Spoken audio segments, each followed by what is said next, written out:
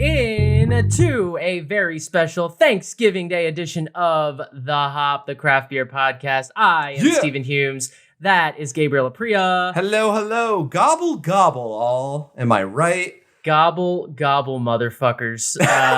We are here, and you know that the holiday isn't going to keep us down. We are here to drink with you while you cook the turkey and the stuffings and the pies and the vegetables and all the things. Don't forget to baste the turkey. Guys, listen. Brine the bird. I don't know much, but you got to tender love and care to every bird. Otherwise, it won't work out. Your family will get upset. But we're here to drink and have fun and to make sure that your holiday prep is going well, whether you're starting at 9 a.m., 1 p.m., whatever. Thanksgiving is so much fun because you never eat dinner at the correct. It's always like we eat at like 1. It's awesome. A weird day. It's a wash of a day diet wise. Yeah. And whether you are roasting your turkey or smoking your turkey or deep frying it, if you're deep frying it, defrost that bitch. Yeah. Oh boy. Don't just long pulls. Yeah. Don't mess around with that if you don't know what you're doing. But we're here to make it a party, and just one beer each today because mine is going to take about 45 minutes to talk through. It's there's a lot of information. But it's true to tradition. So we got all the things that we do. We got some news and notes to talk about. We got We're calling this episode Thankful for Beer. We decided not to pick just one brewery. Our Thanksgiving episode is usually pretty epic. Year 1, it was All Those Black is Beautifuls. Year 2 was our 100th episode. So year 3, we're staying humble. We're going at some of the beers that we are truly thankful for their existence in this world, and that's the way it's going to be. So welcome to it. And we're diving in. First of all, a reminder, as always, to follow us on social media. Listen, if you only follow us on Twitter, you might want to go hit up our Instagram. I don't know what's going on with Twitter. I don't know how long Twitter's going to exist, but go ahead and follow at the HO Podcast on the Instagram. Yeah, that's a whole other story for another podcast. You can find us on YouTube. We are a video product. The show is The Hop, a Craft Beer Podcast. Just search for that. Once you found us, subscribe, click that bell. You will get notified whenever there are episodes. You can also send us an email with your questions, suggestions, requests, anything of that nature, or to send us beer. And you can do all that at thehopod@gmail.com. Finally, the best way you can help the show, if you want to contribute really to our free and independent podcast here, you can spread the word. Tell your friends, tell your family, get them down with the hop. Tell them to subscribe, rate, and review wherever you listen to podcasts. We are available. So get with us. Let us know what breweries to hit up next. Let us know what breweries to repeat. Let us know how you feel about the holidays. Let us know what you're thankful for. I'm thankful for many things. I'm thankful for this podcast. I'm thankful for Steven. Kinda, not really. I'm thankful for football. I'm thankful for family, food, fun, friends, feathers, all that stuff. And I'm thankful for beer. We're really looking forward to it. We love these episodes. We love doing them. And we are here for you guys. Thank you, Gabe. That was lovely. I'm thankful for you too, kind of. Yeah, whatever. Let's do some news. Beer news. All right, highlights. Athletic Brewing has gotten a $50 million investment from Keurig Dr. Pepper, so that's exciting for them. Athletic Brewing, obviously, making big waves, making big moves. Can basically do no wrong. Yeah, blowing up constantly, and the leader in the non-alcoholic brewing space, so good for them. New Jersey breweries are currently raising funds to lobby against, basically there's very restrictive brewery laws in New Jersey. Things like you can't serve a beer at your brewery depending on the type of brewery it is, unless you like give a tour first. There's all kinds of weird laws that they're trying to. What sense does that make?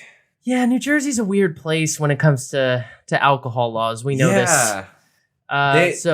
It's more than just breweries too. It's like everything. It's weird.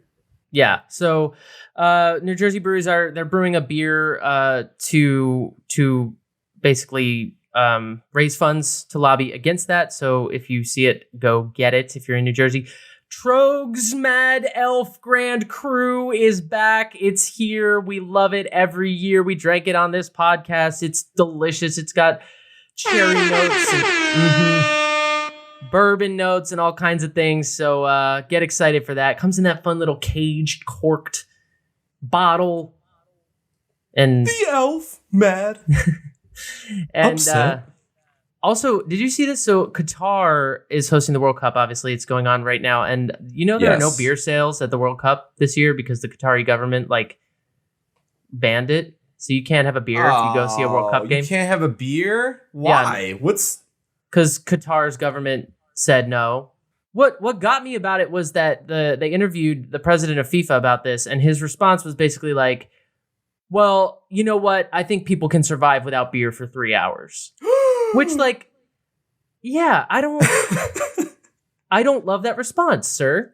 I mean, I gotta be honest. Can we survive? Sure. Do we want to? No. Especially when we're watching the most boring sporting event that a human being can lay their eyes on. Shots fired. We hate soccer. Gabe and I aren't soccer fans. Sorry. Well, I played soccer, so I have an appreciation for it. I did too, but when the ball goes out of bounds, they don't stop the clock, and I don't understand that. It doesn't make sense to me. Well, because they're 45-minute halves. You don't want the clock to stop. Trust me. It's just confusing because they still play it. Whatever. We'll talk about this later. All right. Starting off the news and notes. This one is sad, but we felt as though we'd like to give it its due, and we'd like to, dedicate this episode in a way and pour one out for the, quote, father of upstate craft beer. His name is Tom Davis. He was the co-founder of Thomas Creek Brewery. He was also a co-founder of Greenville Brewing Institution, which is a part of Thomas Creek Brewery. He died of, unfortunately, cancer. It was very sad. He was like a titan in the beer industry. He really knew what he was doing. He helped really put the whole thing together. Lots of everyone in the beer community has been really shaking about this and really posting about it. Founded in 1994, Thomas Creek Brewery has been family owned since '88 by Bill Davis and his son Tom, who was the brew master. So we are dedicating this episode to him. We are pouring one out. Tom, you will be missed. Thank you for your service. Thank you for your service to the beer world, Tom. Moving on, something a little bit more exciting. Montauk Brewing out of Montauk in New York. They were acquired by Tilray. Tilray, we have talked about them before. They are a leading global cannabis lifestyle company. They're based, I think, out of Canada, but they're a global thing. They have operations in Canada, the US, Europe, Australia, and Latin America. Their mission is to be, quote, the most responsible, trusted, and market-leading cannabis consumer products company in the world. So they do a lot of weed things, but they're also positioning themselves. Okay. Why not? They're doing a lot to position themselves in terms of the Bev Alc space in the United States. They have Sweetwater Brewing in their portfolio. Sweetwater is like the 10th largest brewery in the country or something like that.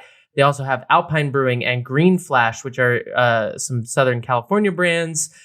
They have Breckenridge Distillery, which is a bourbon and spirits brand, and now they're adding Montauk Brewing to the mix. So crazy. It's cool. It's exciting. It gives Montauk some opportunities in terms of distribution and growth in other ways. So very exciting to see. I don't think it's going to affect the quality of Montauk's beer really at all. Sweetwater is still good. Green Flash is still good. So it's cool, but it's always exciting to see the next move that Tilray makes, because whenever weed is actually legalized in this country on like a federal level, Tilray is ready to pounce. They're going to blow up. Sales are going to blow up. People want to buy the stuff. Just saying. That's an argument for another day. Last and not least, Brooklyn Brewery has found a new home. They got a new roof, and it looks great, so we hear. After searching for 3 years, they found a new home in Greenpoint for you Brooklyn people. Greenpoint. They're closing the location in Williamsburg. They've been there about 25 years. doing the move. The plan is to be a, quote, cornerstone at a new development. So 1 Wythe Avenue with a 41,000 square foot brewery and tap room. It's aiming to open in the summer of 2024. Brooklyn Brewery, love them, support them. They're kind of in my backyard. I live in Brooklyn, and so Greenpoint's not that far. Williamsburg was closer, but like whatever. I'm not going to be upset about it. But yeah, just looking forward to it. And we went to Brooklyn Brewery, and then immediately after that went to a Yankee game. You, I, and some friends, and that was a good time. Was that Brooklyn Brewery or Bronx Brewery?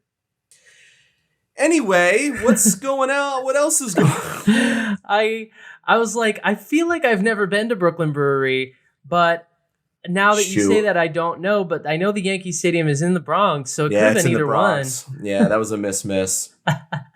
Well, we've had Brooklyn Brewery on the show many times, so we have had them on the show, yeah, and yeah, they're huge, and they're getting bigger. This is going to allow them to add something like 40 employees or something. It's going to increase their capacity, I think, by a good bit. So it's great for them, and look out for that in 2024. Whee! And finally, we won't call it This Week in Gross. We're calling it This Week in... Fun. This Week in... Ooh, weed margaritas. Yeah. I just wanted to say that. Let's party. Let's go.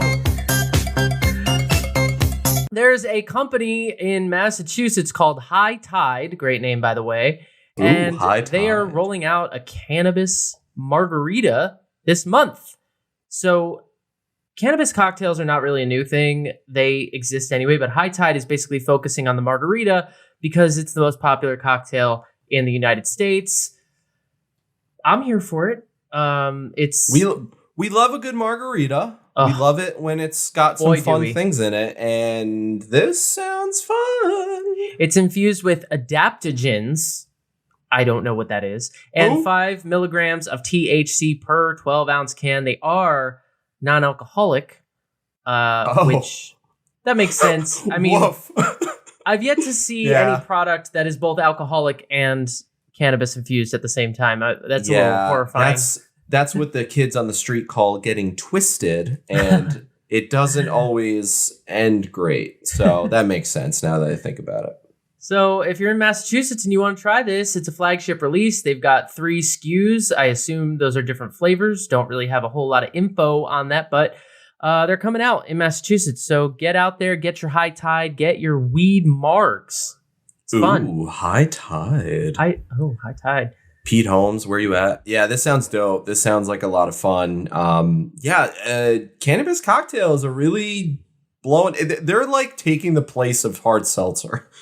I mean, in a certain kind of space. We've talked about it before. I just don't know what it would be like to drink your weed. You know, maybe someday I have to give that a go and see what the ride is like, because I can't imagine that, to be honest. Also, the other thing is there's only 5 milligrams. That's, for anyone who doesn't know, that's like a low amount. So if you have 1 can, you'll probably just be like mellow, you know, you're not going to be like, you know what I mean? So I wouldn't know. And also, yes, you would. please drink your weed responsibly. Yes, please. Well, should we drink some alcohol? We should drink some alcohol, but you should do a toast, because apparently you're the only one who can do a toast on the fun episodes. I do all the holidays and special episodes, and it just breaks down that way. It's not intentional. We gotta start. Someone's gonna go twice in a row one week, so we can fix that. It's Thanksgiving. Let's get classic here with the old wedding music, and I just have a couple quotes here.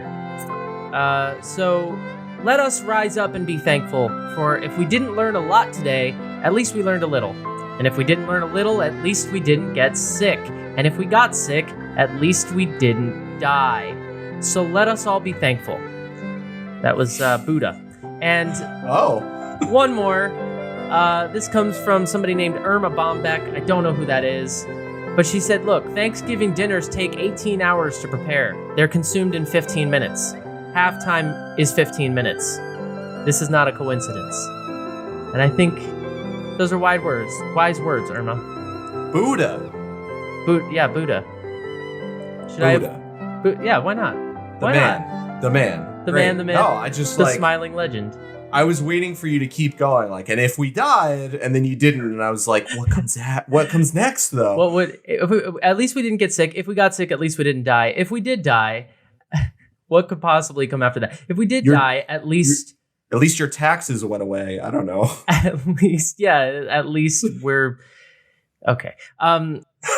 But with that, I guess we should take a moment to just be thankful, and I am thankful for life and for this podcast and for the food being consumed on this Thanksgiving and for you and this thing that we've built together. So, and I'm thankful for beer, and that's what we're drinking to today on this Thanksgiving. Amen. From me. And mashed potatoes. And mostly mashed potatoes. Favorite Thanksgiving side. Quick, go. Favorite Thanksgiving side. Brussels mac and cheese. Mac and cheese. Yeah. For me, it's usually a toss up between like mashed potatoes or like we sometimes do like a carrot syrup pancetta sort of thing. Nice. That thing is good. Not all the time. I'm not allowed to have mac and cheese at my Thanksgiving. That's what's annoying. Like it's not like traditional enough for like my family, so they will not let me make it. And I was like, do they put nuts in it or something? No, okay, I get that. My mom makes a peanut butter mac and cheese. It's stellar. All right. Don't threaten me with a good time. Let's drink.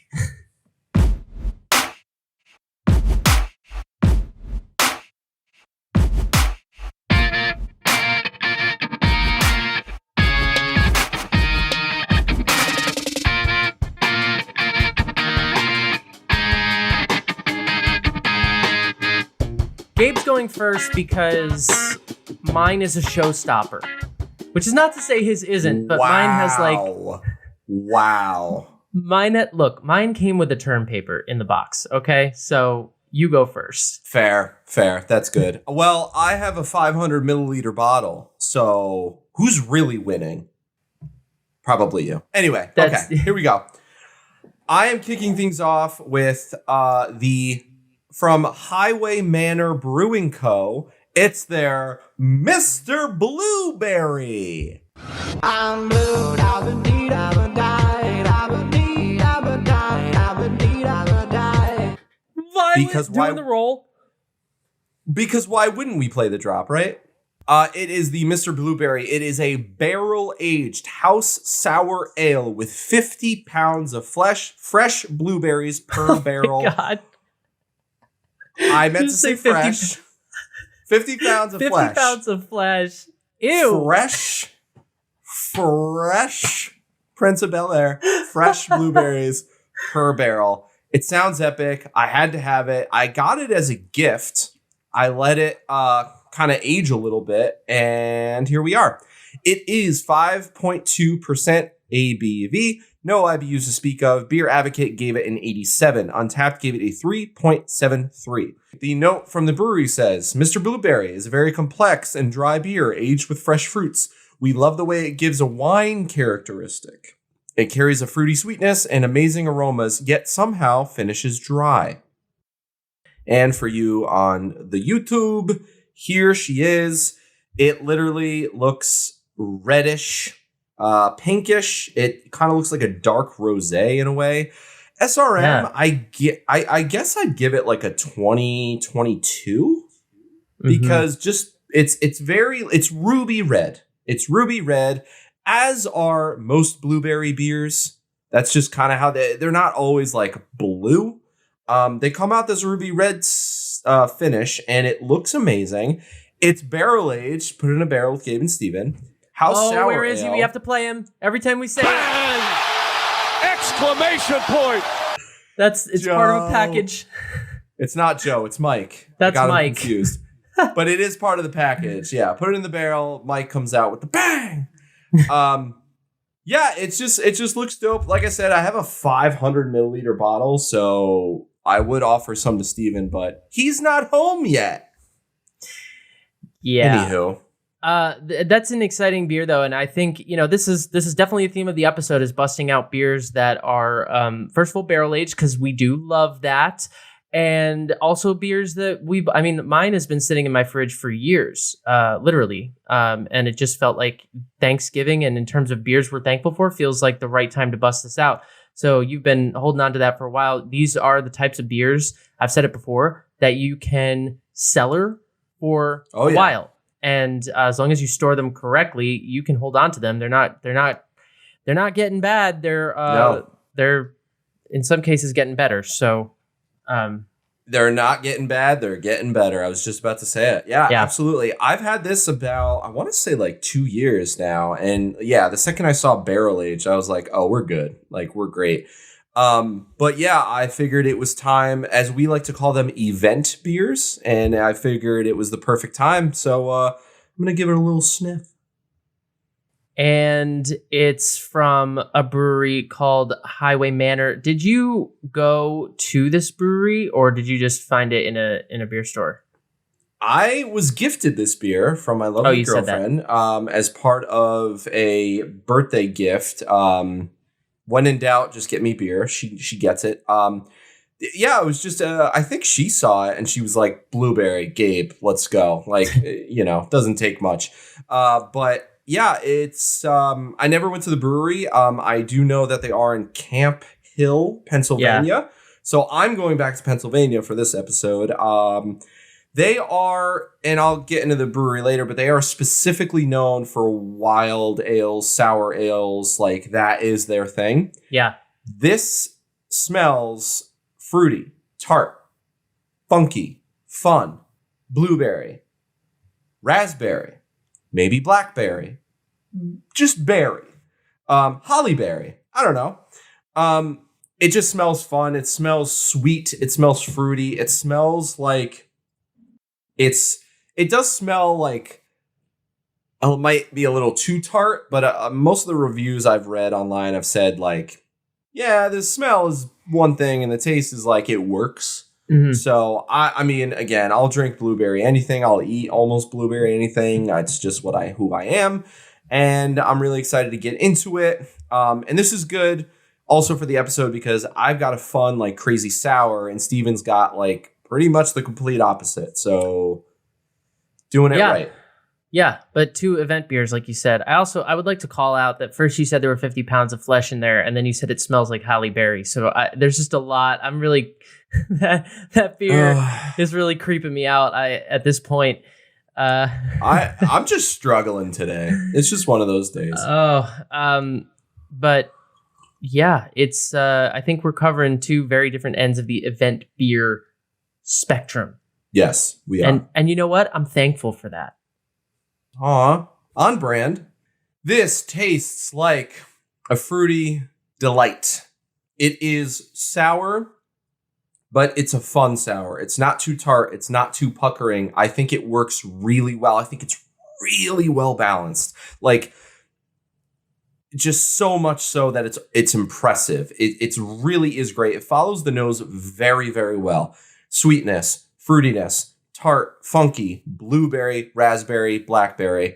I feel like on the taste, I can't really pick a specific berry. I know it's called Mr. Blueberry and it's made with blueberries. Like, yes, I'm getting the blueberry taste, but I think just to be safe for my purposes alone, what does it taste like? I'm just going to go berry. Just the whole family, the whole kit and caboodle. I love that expression. There's just something about it that makes me laugh. Anyway. Great. It's really great. It's really refreshing. It's very, very solid. This is, I believe, one of their more popular beers at the brewery.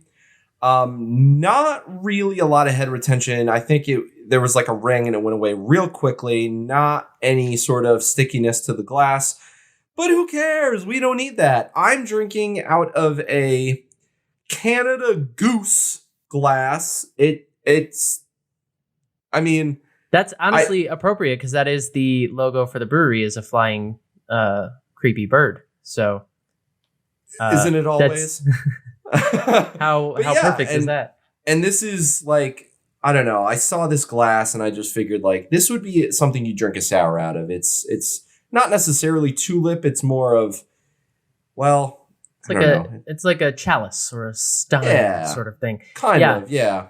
But this is a barrel aged sour that you're drinking, and I think that the tartness on those tends to be a little bit less because when you sour a beer in the kettle, meaning you do it sort of quickly, usually using some kind of addition, that makes the tartness sort of bump up in my view, versus this sort of more natural process of putting it in a barrel or a fodder feeder, or that's a new one, foater. We gotta remember that one. Or a cool ship, and allowing it to kind of sour naturally, and those tend to be still tart for sure, and still bring a lot of flavor and funk to the table, but without being quite as puckering, in my opinion, which is why I tend to prefer those types of sours.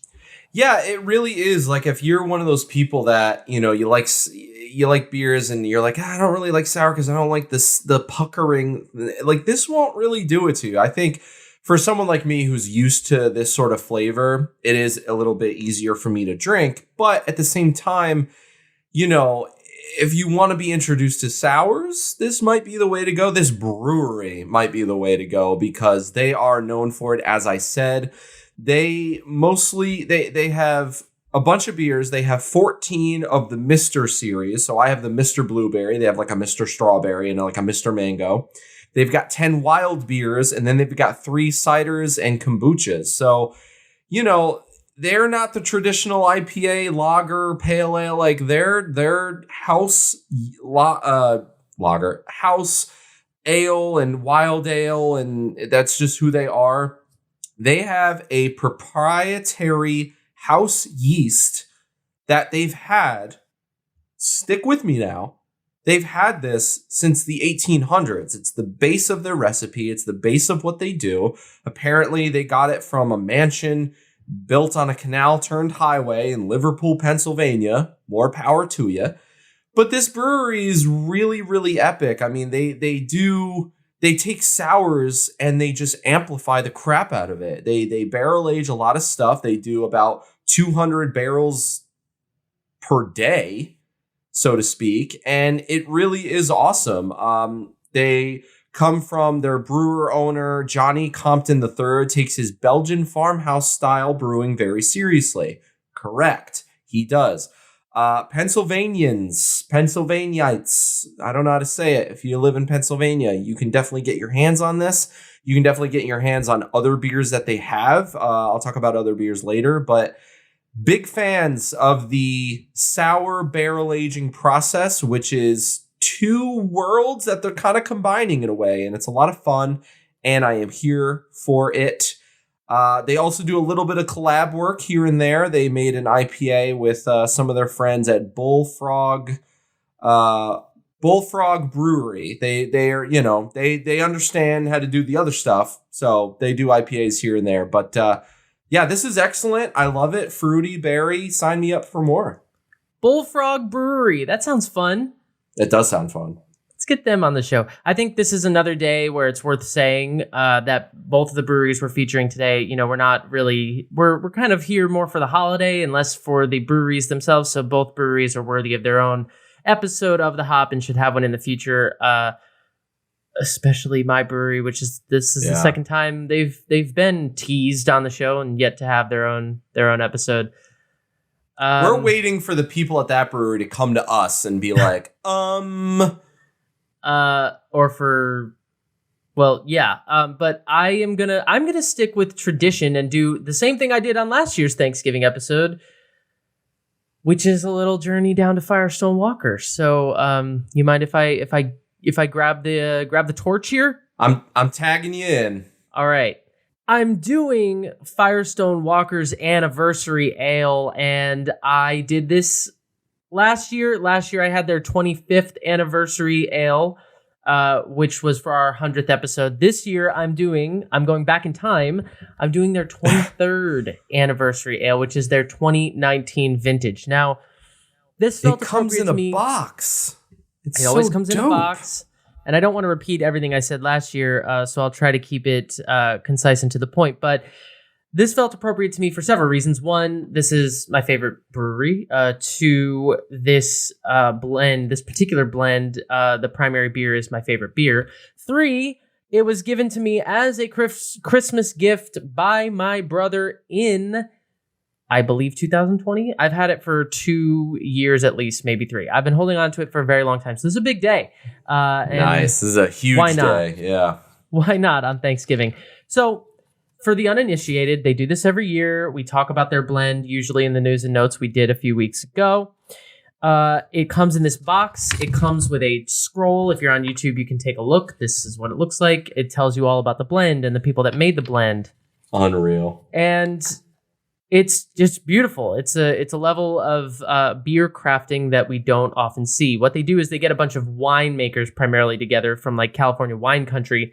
And those people play around with the blends of all these different barrel-aged beers out of their barrel-aged series to come up with a unique offering. So let's see, 23 from the brewery. 23 is a blend of 6 distinct beers aged in spirits barrels, including bourbon and tequila barrels, resulting in a smooth, bold, and remarkably complex drinking experience. To create 23, the winemakers were divided into teams for a friendly but spirited contest. Each team was presented with numerous different component beers and tasked with creating the ultimate blend. Hard work and smack talk ensued. Fun! When the season concluded, all of the individual team blends were blind tasted by the group to determine the favorite. The winning blend was the basis for this, Firestone Walker's 23rd year on the Central Coast of California. They are a company that's based in Paso Robles, which is on the Central Coast. They also have a location in Southern California, the Propagator location in Venice, which is what's behind me here. If you're on YouTube, you can see Firestone Walker's Venice brewery, brew pub, restaurant where you can get all these beers. Okay. The blend is Sticky Monkey. That's 28%. That's my favorite beer of all time. That is a Central Coast quad with Belgian candy sugar and Mexican brown sugar aged in bourbon barrels. Sheesh. Yes. And for anybody wondering, yes, I do have a bottle of that particular beer in my fridge as well. That beer is 10.4%. It's got 28% Parabola, which is 14.4. That's a Russian Imperial Stout aged in bourbon barrels. It's got 20% Bravo, which is an Imperial Brown Ale aged in bourbon barrels. It's 15% Eldorado, which is a blonde barley wine aged in bourbon barrels. Everybody keeping up with this? Oh, man. There's just so much to it. It's 5% Velvet Merkin, which is a milk stout aged in bourbon barrels, and it's 4% the Eldorado, which is the blonde barley wine, but that one's aged in tequila barrels. So that's what's in here, okay? And the final result is a beer that is 11.5% ABV. The IBUs do not matter. Beer Advocate has it at a 96, which is a world-class beer. Yeah. And Untappd has it at 4.32. Here it is in the glass. It is dark. It is probably a 39 or a 40. I'm just going to say that from my perspective, it looks like a solid 40. Yeah, she dark. I think it's a little bit, maybe, I think it's probably 39. There's a little bit something brown to it, but it's pretty dark. It poured with very little tan head that receded pretty quickly, not much retention at all, but seems like there's some lacing. We'll see as I sip it. I'm drinking out of a tulip glass here. Look, I'm not going to read the entire paper that they gave me, but if you're interested, they send you all about, the winemakers that were involved in making it, and like literally just a dissertation. Just look at the words if you're on YouTube. I literally can't. I've read books shorter than this piece of paper, so I'm just gonna do it. How's that? You do that. I'm very excited for you. I'm very happy for you. I know this is your jam. And they serve it in a box so it's classy. Oh yeah. I mean, yeah, the smell is dark fruit. The smell is booze on booze on booze. You get the bourbon, you get the dark fruit notes, like I said, like the cherry and like some plum. You get some vanilla and you get some nuttiness. There's a definite quality of like hazelnuts. It is a little bit of caramel. I wouldn't say like coffee or toffee. It's not that kind of like dark beer. It's more fruity, which comes from the Sticky Monkey. The Sticky Monkey is dark sugar, brown sugar, candy sugar, and fruit. It's not as much of like a stout, which is why I like it so much. There's a little bit of caramel, but it's a lot of brown sugar and a lot of fruit, cherry, some raspberry, and for a beer that dark with those flavorings or smells rather, like that, I mean, that's got event beer written all over it. Yeah, it's almost jam like. It's and the vanilla thing is there too, and it's beautiful, and there's like subtle hints of tequila but a whole lot of bourbon, and it's just very, very complex on the nose. It's the kind of beer that you just put your nose in and you immediately know, like, okay, this is an event beer. I mean, I could go on and on about the different smells that come off of it. You know, currant, black currant, different kinds of berry, maybe a little bit of citrus, just so much. But it's just like it's rich and complex on the nose and intense. And I'm thankful for this beer. The brewery is thankful that you bought it. So. Same way. They should be. It was like $15 for the 12-ounce bottle. Okay, I'm going to drink it now. So happy Thanksgiving, everybody. Happy football. Happy cooking. Happy all of it. Happy turkey. Happy sides. Happy stuffing, because we're all going to be stuffed. Also, just a disclaimer, you don't need to post on your Instagram story what you're eating. We're all eating the same shit. I think someone had to finally say it. You want to post a picture of your family and the table and how nice it looks, you go for it. But if you just post a photo of just your plate, we all got the same crap. Like, I don't get it. But anyway. So Firestone Walker, how is she? Gabe has feelings, apparently. I saw it on Instagram. Somebody posted, it was like, no need to post, we're all eating the same shit. And I just thought it was funny. And I was like, yeah, though. Yes. Yeah, no, that's true. Okay, this beer is Joe? Touchdown! Unbelievable! We did it, folks. We did it. Same stuff I said last year. It's just it's amazing. I like this one better, I think, than the 25, because the 25 was more parabola heavy, and this one is Sticky Monkey heavy. It's boozy. It's got the sweet, the caramel, the vanilla, all the stuff I said on the. It follows the nose really, really well. There's a luscious fruity bouquet to it. I'm not sure if that's the hops or the barrel or both, but whatever it is, it's absolutely delightful. It's somewhat dry. I think the oaky flavor of the barrels is absolutely present and gives it a dryness. There's a little bit of bourbon or rum, even some of that, fruity sort of sweet fruit that you would expect to go with rum comes off of this. A little bit of red wine in the taste. Like, there's so many things happening. It's going to get better as it warms. It's a kind of beer that, like, it will evolve. The drinking experience will evolve over time as you're drinking it, because you're gonna sip on this all night long. The mouthfeel, it's medium-bodied. The carbonation is pretty light. It's more like drinking... it's really more like drinking like a fine wine than it is drinking a beer, really. Nice. But it's warming, it's boozy, it's complex, it's delightful. And if every beer could be like this, I would be a happy camper. Yeah. It sounds just like perfect. it. Yeah. That's awesome. I'm pumped for you, because I know the Sticky Monkey is your go-to, and for that to be 28% of this is like, yeah, no wonder you like it, you know.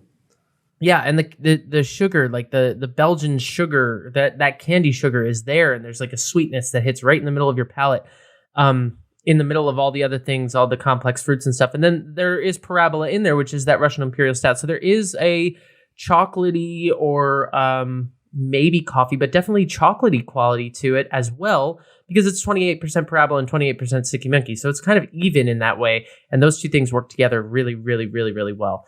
Oh yeah.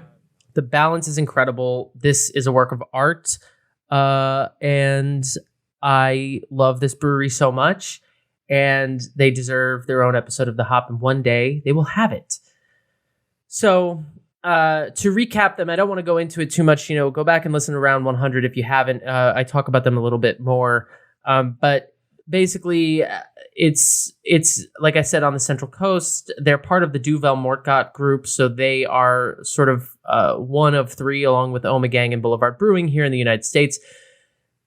And they have a lot in common with those breweries, because those breweries also have amazing barrel-aged programs and have amazing sort of innovation in the stuff that they do. And they have Belgian roots. So I think that they fit into that portfolio really, really well. It was founded by two dudes, Adam and Dave.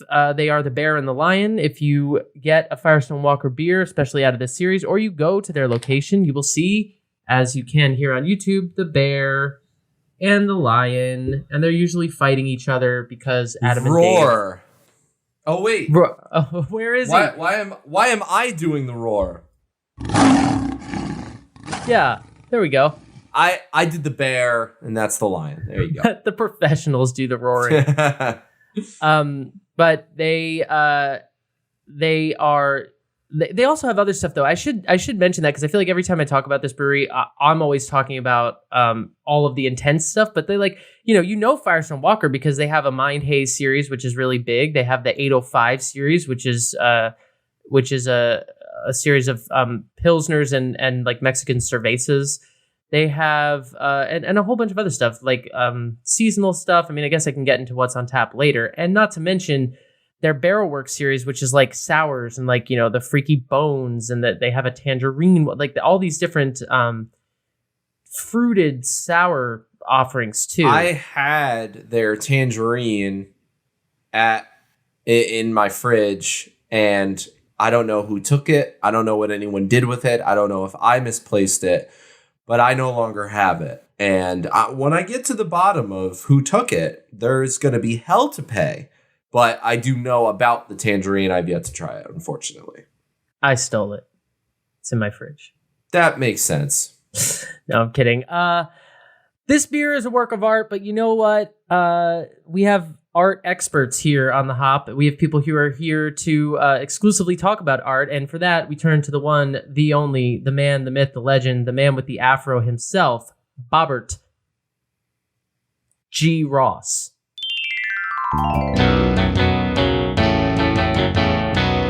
Can Art and Crafts. Bob Ross isn't here. He couldn't make the Thanksgiving trip because he has his own plans, but he's still here in spirit, and he's still reviewing the beer logos because that's what he does. We are going to start with the Highway Manor Brewing's Mr. Blueberry. I mean, we've got a dope little blueberry guy who's literally just on a blue yacht, it seems, cool sunglasses, and there's another blueberry hanging out, saying hello there, swimming in the ocean. This is a fun bottle. I've got the 500 milliliter bottle.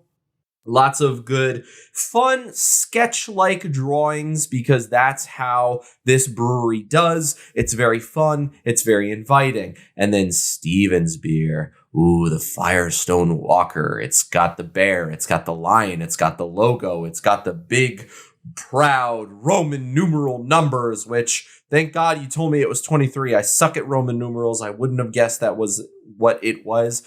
But this brewery is going to get extra points because it comes in a box. How awesome is the box? And the box is a shade of blue, and it looks epic, and it looks fancy. Any type of alcohol you get in a box.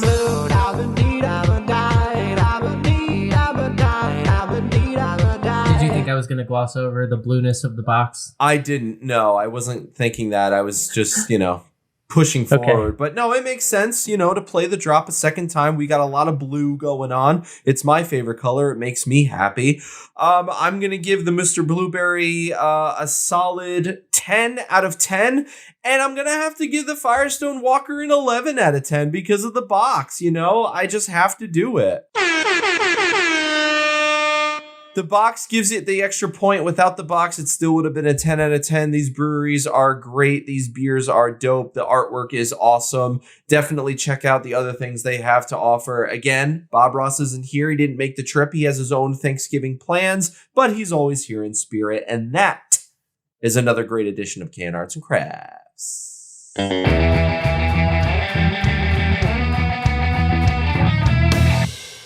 You may not have the Bob Ross doll, but he is forever and always twerking on our YouTube channel, and so he's here. Damn it! I'm thankful most for that. Honestly, that is the best graphic we've ever created. Yeah. All right. Do you want to talk about what else Firestone Walker has on tap? Yeah, sure. I mean, I think I did touch on it a little bit. I think that there's just different stuff. Right now they, you know what? I'll just highlight one because I already talked about what's on tap. So I'll just say that right now, the Sticky Monkey, it has come to my attention, seems to have been retired. I don't see a vintage of it this year, but not to worry, folks. There's a Whistle Monkey. And what that is a Central Quad Sticky Monkey that was aged in Whistle Pig bourbon barrels. Bang! Exclamation point! Yeah. What to do? Yeah. The second I heard the pig, I was like, oh man, please say it. Please. Wow. I mean, their website describes it as an astonishingly delicious beer that balances rye spice notes with hints of caramel, vanilla, and Belgian candy sugar. On a related note, when the show closes in 10 minutes, I'm going to leave my apartment and go buy that. It's aged for 12 months in those barrels. It's 13%. Oof. Shoe buddy. And they have all kinds of stuff like that. If you're interested in beers like that, check them out. And if you're interested in sours, check them out. And if you're interested in IPAs, check them out. And if you're interested in beer in general, Firestone motherfucking Walker. It's my favorite brewery, and it's one brewery of hundreds that has not been on the of the hundreds we've done, we've never done my favorite brewery yet. That's because I want to give them their due. That's why. That doesn't make any sense at all, but we'll get them there. I want it to be epic. I want the vibes to be correct, and I'm just waiting for us to get the right, juju together for us to make this happen, because when it does, it's going to be an experience of epic proportions, the likes of which has maybe been on our show once or twice tops. We might need a 2-parter for Firestone Walker. That's what I'm saying. It's a special thing. So I love them. I can't talk about them enough. What's on tap over there at Highway Manor? A lot of stuff. Like I said, mostly sours and wild ales. But I'm drinking the Mr. Blueberry. I'm going to highlight their Mr. series because if you don't like blueberry, follow along. They've got other stuff. Okay. Mr. Apricot, Mr. Cherry.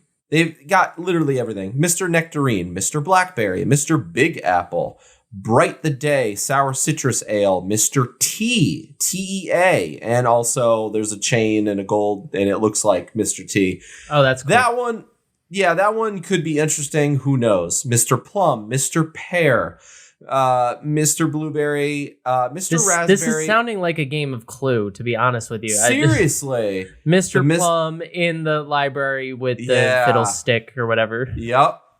Mr. Raspberry, Mr. Apple. I mean, they've got everything you can think of for the Mr. series. And then they've got one that's just called Dumb Dick. Yeah. Why is it called that? I don't understand. I don't know. We were getting ready for the episode, and Steven literally just texted me a photo of that and was just like, huh. And I was like, yeah. I was like, this really is a beer that they sell. Dumb Dick. It's a smoked sour ale. Smoked 6%. Yeah, which that could go a number of ways. I'm fascinated and a little scared. to be And honest. significantly turned on. All right. Should we get into... I'm really excited for this last call. This is like one of my great loves of all time. This one's going to be fun, and let's round it out so y'all can go eat some turkey and watch some football. All right, let's do it.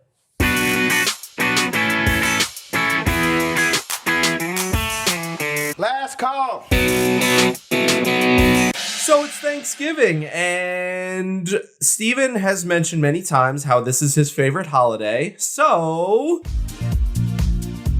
we're going to go into a little bit of Thanksgiving trivia. I'm going to quiz Steven on some facts that I found about Thanksgiving, and hopefully we'll see how many he can get right, and we'll have a party. Yeah, I'm so... Gabe came up with this idea, and I'm all about it. I love trivia so much. I'm one of those people now. I've become that person that like I go to a weekly trivia thing, and Nice. I don't want to be that guy, but at the same time, it's become my go-to thing to do. I know the bartenders. It's at a brewery in LA. It's just my weekly go-to. Nice. So I love trivia. I love Thanksgiving. Let's see what you got, Gabe. Let's do it. Let's get right into it. This article has 35 questions. We don't have time to do all of them. Relax. Yeah, pick your favorites. But I picked my favorites. All right. What professional football team has played almost every Thanksgiving since 1934? That would be the Dallas Cowboys. Oh, see? That's wrong. Then it's the Saints. The Lions. Fuck! They play God damn every it. year. But the Cowboys would have been my guess because they play pretty much every year. They're But America's team. And the Saints are the ones that eat the turkey thing. Or I guess Well, whoever does that at night does. Whoever wins, yeah. But the Saints win a lot. But yeah, it's the Lions. So Okay. good guess though. I Okay. would have said Cowboys. That's fair. Now I feel shitty. So you love the Thanksgiving Day parade, so I've got a few on those. Okay. This one I don't know if you'll know, but let's take a crack at it. What city Fine. is home to the oldest Thanksgiving parade? City. By you phrasing that question that way, I'm assuming it's not New York It's not. City. It is on the East Coast. The oldest Thanksgiving Day parade? I don't know. Let's go with Boston. Wrong, Okay. but good guess. Philadelphia. This is going to be fun because I just said how much I love trivia, and I'm just going to, in front of all these people that listen to our show, just get gonna every question blow it. wrong. Yeah. Great. Let's keep it That's going. fine. How long was the first Thanksgiving? How long was like the meal? No. How long was the event? I'll give you a clue. Like, was it days? Was it weeks? Was it months? How long? 1 week. Wow. No. 3 days. Okay. 3 days. You're doing I don't great know. so far. You're I don't 0 know how for long 3. they were like Yeah, hanging man. out for 3 days. That's 3 a lot. days. That's Yeah. a lot. Apparently, that's what it was. I don't know. Because it was before All right. they had ovens, so it took a couple days to roast that turkey over. Like Honestly, open flame. that's probably what it was. Yeah. All right, back to the parade. What wasn't part of the first Macy's Thanksgiving Day parade? Santa at the end. No. Damn it. Balloons. Floats in general? Yeah, Like balloons? so it's balloons. So yeah, I'll give you that one. I'll give you that one. But yeah, apparently they weren't there. And if you go online, I'll send you this article. If you go online, the photos of the old balloons when they eventually did show up they look horrifying. I I'm think we looking at should have done multiple choice because then I'd have a better maybe. chance of getting this and it wouldn't be just purely embarrassing. Yeah, but I mean, it's fun for me. Look, Thanksgiving is my favorite holiday. I didn't say I was a Thanksgiving expert, okay? But I'm loving this. Keep going. I'm going to get one eventually. I don't know if you'll get this one because I wouldn't even think of this, but let's try it. A Thanksgiving turkey mix-up inspired what popular meal trend? The turducken? No, but that's a great guess. Okay. Frozen TV dinners. What? In 1953, a Swanson employee accidentally ordered a colossal shipment of Thanksgiving turkey. To deal with the excess, salesman Jerry Thomas took inspiration from the prepare food served on airplanes. Thus, the TV dinner was made. Welcome to the Hop with Gabe and Steven. The more you know, the more you calls. Exactly right. and that's a joke that only we get. All right. This one is just like about Thanksgiving. These are more like about turkey and about Thanksgiving. How many turkeys do Americans prepare each Thanksgiving? Oh, this is tough. See, this is like one of those, like, the answer is probably something insane that I would never. How many turkeys do Americans prepare each Thanksgiving? I mean, I don't like 2 million. I don't know. Higher. Is that crazy? Higher. 4 million? Higher. Way higher. Jesus Christ. 10 million? Higher. Aren't there how many people live in this country? A lot. Yeah, you're right. Okay. 200 million. Okay, that's too much. 46 million. Oh my God. So you got million though, right? I mean, you were in the ballpark. I knew it was in the millions. I mean, yeah.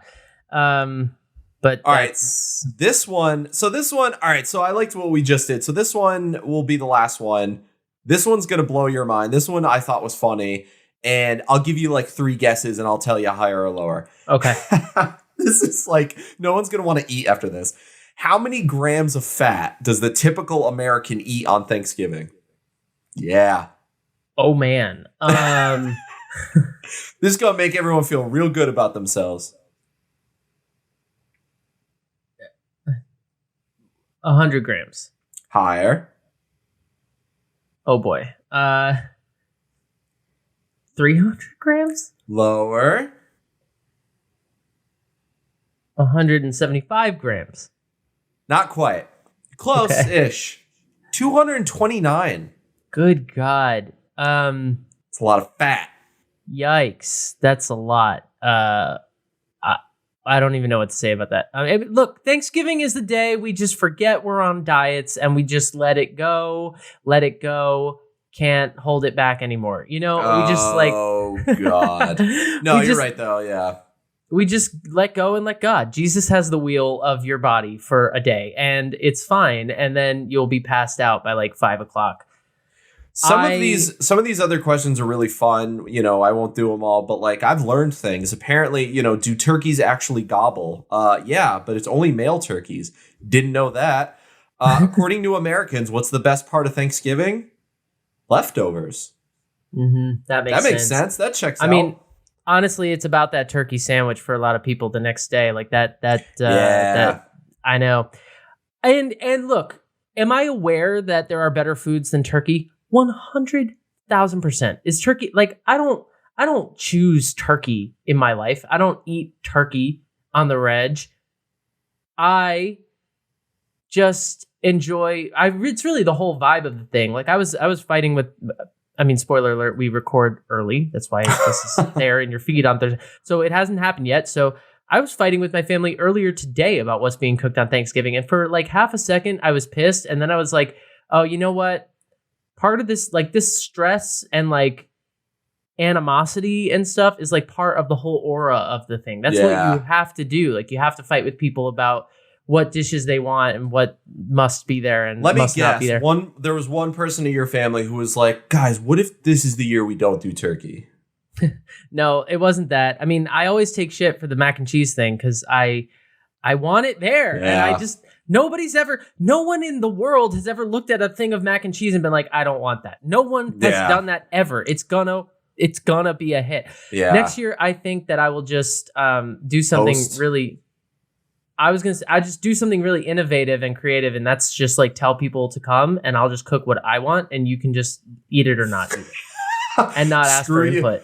Listen, we got cannolis. I don't care if you don't want them, don't eat them. Like I just don't like wild like that. There's certain things we have to go, but there's certain things that get passed down through a family, right? It's like if the name of the dish includes the word casserole, I don't want it anywhere near me ever for any reason. There's never been a casserole that's worth consuming, but it comes from like generations up. Like I can't help it. And it's like passed down. And because this person's mom and this person's mom and this person's mom made it, now I have to keep making it. I don't want to. Yeah. And no, I get that. I think we should normalize eating like, things that we want to eat. All the new shit. Yeah.